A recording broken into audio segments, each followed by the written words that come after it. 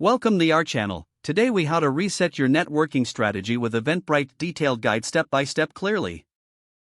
Start by logging into your Eventbrite account. Once logged in, navigate to the Manage Events section on your dashboard. Identify the event you want to reset your networking strategy for. Click on the event to open its details page. Review the current networking setup to understand what aspects need adjustment. Consider your target audience and their preferences. Start by updating your event's description to reflect new goals. Incorporate clear messaging about networking opportunities within the event. Next, revise the ticket types if necessary to encourage more interaction. Consider adding free or promotional tickets for first-time attendees. Adjust the schedule of activities to facilitate more networking time. Include dedicated networking breaks in your agenda. Explore the community features on Eventbrite that can enhance networking.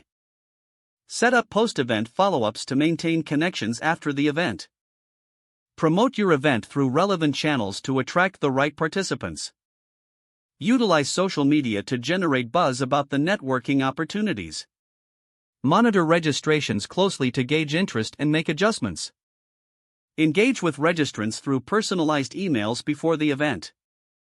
Encourage attendees to connect on platforms such as LinkedIn. On the day of the event, ensure your networking zones are clearly marked. Provide attendees with icebreaker activities to encourage interaction. After the event, send a thank you message with links to networking resources. Evaluate the success of your networking strategy based on attendee feedback. Gather insights to refine your approach for future events. If the page does not load, refresh the browser or try again in a private or incognito window.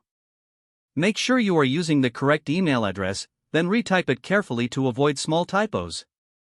If your password is not accepted, use the reset option and create a new strong password you can remember. Check your spam folder for verification or security emails, then complete any requested confirmation steps. Don't forget to like this video and subscribe to our channel for more step-by-step tech guides.